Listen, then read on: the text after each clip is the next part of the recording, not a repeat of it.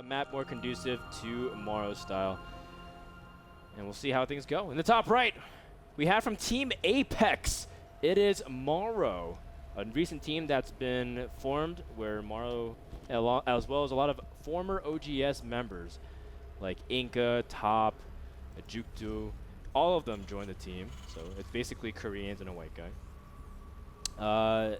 Let's see, in the bottom left we have from Team MVP, it is Dongraegu, GSL Season 1 champion, MLG Spring Championship winner, as well as OSL finalist from the All Kill auction. I'm so impressed every time I watch DRG play, just because he's got something that other Zergs don't. Like, you know, Kevin and I have been talking about this, Kevin being Rotterdam, and we're saying, why is it that it just feels like when some Zergs play, it just feels so dominant, and then when other solid Zergs play, it's just like, that's good play, you know? And it's because a really solid, good player like Vibe is awesome, but then there's like when you compare him to like Scarlet, Scarlet's just got something better, you know? She doesn't miss injection, her mechanics are good. DRG's kind of like that, but on the Korean level, he's just got that multitasking to blow you away. That's right. You know, I always say that there are these players, as you said, that have this something, and I think what it is that you give them this expectation of like, you should have this many units, and they always exceed that expectation while doing like some major harass. Normally, or they like optimize units even better than you. It's like, this Baneling should do this amount of damage. It's like, no, I'm gonna kill 20 Marines with one Baneling. It's like, wait, what? Yeah, and that's what it really is. I think it's the fact that you always expect them to have less units or less whatever it is, do less damage. Do less harassment, do less whatever it might be, and they really just break that boundary, and that's something that's so amazing. So I really like what we're seeing. I do too. From DRG. Yeah. Game 1 was pretty seamless, but here over on Daybreak, I have to feel like Morrow has something up his sleeves. He's already gone for something a little bit different than last game, and he has very weird supply depot positioning. Just, I guess, to optimize as many minerals as possible. I think he's assuming DRG wants to play macro. But DRG, again, getting a very early gas to start speed at 4 minutes. Oh, man, this is almost, it's going to be the same exact thing, I feel like, with DRG pressuring Terran early on. And Morrow's wall-off is not complete. It's actually a small smidgen hole. And I wonder what Morrow wants to do. He can shove 2 supply depots there. I think what he's thinking he wants is to put a Zealot there. Stand right here for me, bro. Imagine if there's a neutral Zealot. You know, we were talking about neutral supply Dark Templars, but feasibly, man, a neutral Zealot. That'd be kind of cool. I'm giving some map makers some inspiration. I like it. No joke. I actually like that. Yeah, that'd be kind of cool. It just attacks whoever's next to it, man. Oh, like that. Like oh, you mean it can't attack anyone? Oh, okay. Oh, it's a peaceful Zealot. Yeah. Oh, okay. Whoa, bro. We're talking about like it's a pacifist. Like instead of the supply depot. I thought it was like one of those angry Zealots. No, man, no. like Instead of the supply depot, it's actually a Zealot. Oh, that's kind of cool. And you just kill the Zealot. Yeah. And that way, it's like it's in the way, but it doesn't take so much space. It doesn't prevent you from building everything. Exactly. I mean, that'll be cool. I don't mind that. Morrow actually has to wall up with 2 depots. Actually, he's doing it, I think, so he can get his add-on on. So now I see why he walled off that way. Kind of cool. It's a nice little stylistic thing for Morrow. Yeah, I don't mind that at all. 2 Hellions on the way out right now. Again, the Starport play. And look at that. 20 Zerglings in production, Frodan. So we're going to see the same exact thing that we saw last game. Will Morrow fall for it, though, this time around? The Zerglings will probably sneak around to the 3rd base over here. And then, surprise, all these units come in. These Hellions need to be so careful. Yeah, I bet those Hellions wish they had a neutral Zealot to be able to block them in. I actually realized how silly it is that neutral would attack something, because then Switzerland would not be a country. We're neutral! Attack everyone in Europe. We're like, okay. All right, man. All right, and the Hellion is trying to actually look out for these Zerglings. And look at what a great job Morrow has done. Scouting out all of those Zerglings. Yes, he loses the Hellion, but the fact of the matter is he will have units in place. He needs to actually send those SCVs probably to a better spot, but that should be the cue. Do not go and attack. And this is the time where normally Hellions are out on the map denying creep. Let's see if Dongraegu can actually extend it to a point where, you know, it's kind of usable, and he can defend his 3rd pretty nicely. You can see the 3rd is already down. And Dongraegu not really investing in getting that super fast lair, but there it goes finally. He is choosing to go lair before double Evo, though. That's important to note. Normally, we do see him do that to get a fast Spire. He favors fast Spire over going double Evolution Chamber. Sometimes he even gets just one Evo Chamber for an upgrade. And you might be asking why would that matter, these double Evo Chambers? Because you get 2-2 as soon as your double Evo Chambers finish up as well with the fast 1-1. And that's to help you get a lot of map presence with Infestor Zergling. But with Dongraegu's fast multitask style, loves mutas, loves picking his apart opponent, loves finding those small little openings just to do a little bit too much damage with the mutas. And that's like what we were saying. Mutas are a great example of why it seems like Dongraegu is so much better. Because those mutas, you feel like, okay, 10 mutas, should be able to kill some SCVs, but I should get some turrets up. But no, you lose 41 SCVs. That's what happens, man. Yeah. It just doesn't seem like it should actually work out that way. But we can see Hellions and, well, just a small amount of Hellions actually coming in here. These Zerglings are actually going to try to capture them, and they will actually surround. Nicely done by Dongraegu. Wow. Very nice.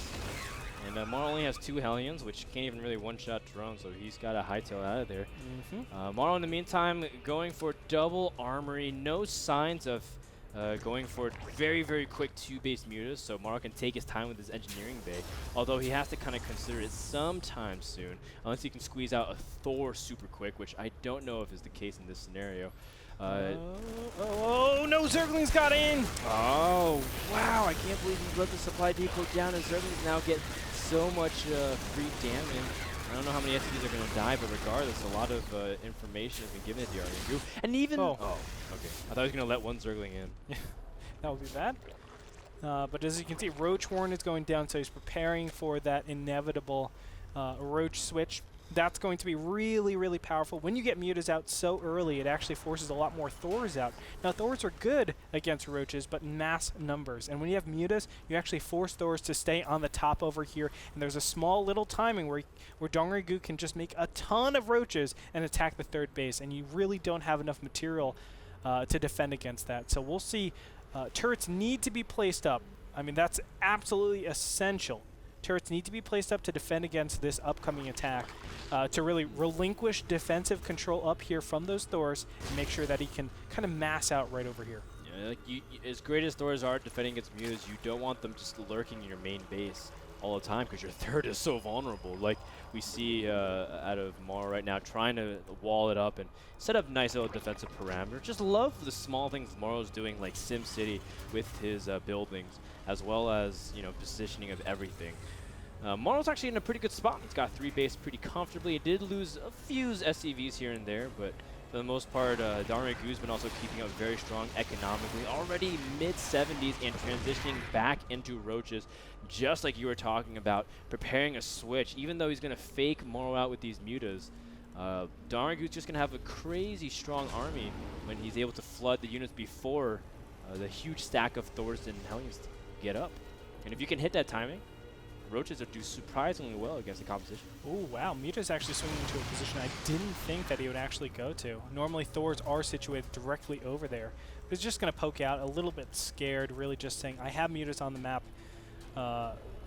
Just be a little bit scared. Force more turrets if you can. Exactly. Squeeze them out. But I love Morrow's positioning with turrets up here. It really zones out any mutas from doing damage to the main base. He can actually try to go around that, but it's a little bit risky. How does Dongraegu know about these turrets? It feels like he has spider senses. It's like, don't go into that main. He's like, man, where's the most likelihood that he'll place his turrets? It's out of the main. Terrans don't really ever put him outside the natural, and they always kind of ignore it. It's just that swag, man. It's that intangible thing where it just gives him experience, like he knows what's Terran likely to do in the scenario, and that's what gives him the edge. Dongraegu is just pushing out an incredible amount of units, now getting out his infestation pit for further tech as well as upgrades. Ooh. Okay, so this is a little tricky. If he can get a Siege Tanks into position, I think he's in a great advantage. But here we can see the big battle. He's going to Magic Box over those mutants. The Siege Tanks not in a great position. They're going to be taken out immediately. Now the Thors, they can be focused down rather nicely. Baneling's coming out to deal with all of those SCVs. Goodbye, everything. He's sectioned off the SCVs perfectly before they're able to get to the repairs. The Thors get swarmed, and we were talking about being able to overwhelm them before they get the mass of units up. DRG even went against his own timing. Guess what? +1 is about to finish for Dongraegu. His roaches could have been even stronger, but you know what? Picks the great time to strike, able to section off all the SCVs to prevent the repair, and now Morrow's in a world of trouble. His natural is aflame, and more units are on the way. Dongraegu already has his transition already prepared as well. And DRG, what can I say, man? He's playing at almost 400 APM right now, and it goes for good measure because he is just blazing out of control here. Yeah, Dongraegu is out of control. It is important to note, though, that the 4th base hasn't been saturated for Dongraegu. He is now saturating it, so this very heavy 3-base pressure. If this didn't work, he would be so far behind, but of course, severe economic damage has been done. Let's look at the income tab, 54 to 82. You can see the income actually reflecting that. But the fact of the matter is, you know, Morrow isn't completely dead. He has a salvageable position, but it's going to be very tough. He needs a great engagement if he wants to get back into this game, but that's going to be very hard against a player like DRG. But you can see the supplies, 118 to 154. It's not that different, but the initiative goes to DRG, and we're going to see where he actually chooses to use his advantage. I probably am going to suspect it's going to be super late Hive Tech, whether it be Greater Spire or Ultralisk Cavern, either of which are going to be so powerful right now. I mean, this is a time where Morrow has a timing, you know, pre-Hive, before they can get Broodlords out to really answer your huge mech army, and you strike with 2/2. It's MVP's done it. Many Terrans have copied it. I've watched Major do it so many times from the studio when he was here for the Root Battle Royale. It's an awesome timing. It doesn't exist in this game for Morrow because of what happened, and Morrow has to play passively, which is exactly what DRG wants. So you're going to see that's why this Viking count is actually started, because he's saying, okay, I don't have the timing, just anticipate the Broodlords coming and get those Vikings out ASAP. But you can see how fast DRG is just amassing a huge army. He's going to try to put pressure on his opponent. I think this is going to be actually really, really good. If he can actually get a good position on this 3rd base, he'll be able to just pop out a ton of infested Terrans. Excuse me. A ton of infested Terrans that I don't really feel his opponent can actually deal with. Yeah, DRG. Oh my gosh. Well, is he really doing this? I don't know. I guess it's a little bit risky. Actually, it's very risky. Yeah. But you know what? It doesn't matter, man, because it's DRG, I guess, in this scenario. He's going to use those infested Terrans to absorb some of the blows while being able to get in position with everything else. He's going to try to surround it. Wow. He's going to try to force field the units in with the infested Terrans, although he's going to lose a lot of infestors. The scan does pop, but DRG is just playing with his food. The mass of Terran units is dropping to the might of Zerg. GG. And doesn't even matter, man. DRG, you are out of control. Get it together, man. He's crazy. He's crazy. I can't believe the moves he did. I mean, even with the mutas, they were really, really nice, going to the spots where, you know, he's kind of threatening his opponent to say, hey, get defense right here. And then he kind of pokes in also to see, do you have turrets? Is this a good place to attack? And then he just moves up into that natural area, wrecks everything. I mean, he was demolishing every single one of those SCVs, which was so cool, incorporating Banelings to deal with the SCVs, having the roaches to deal with, of course, the siege tanks very quickly, magic boxing the Thors to make sure they're not actually attacking ground. Everything looked beautiful. It was well done by DRG, easily playing over 400 APM towards the second half of that game. I actually just kept the APM tab open the entire time because I'm always amazed watching this guy play. Morrow put up as best a fight as he could, but I mean there's no real shame in losing to someone like Dongraegu, as he does take the series, and now DRG is 3-3 in NASL Season 4. We're gonna give a special thanks to our new sponsor, LABite.com. It's a food delivery service for the LA and Orange County area for hundreds, 1,000 restaurants.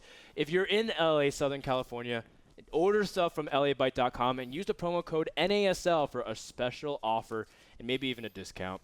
Guys, we'll be back with our next series of the day, Hawkswabs versus Arthur. Oh, baby! I'm really excited for this. I think, to be completely honest, Rotterdam is so jealous of this matchup. I mean, I know he loves Huck versus Pult. That's his match to look forward to. But this is going to be awesome. We'll be back right after this.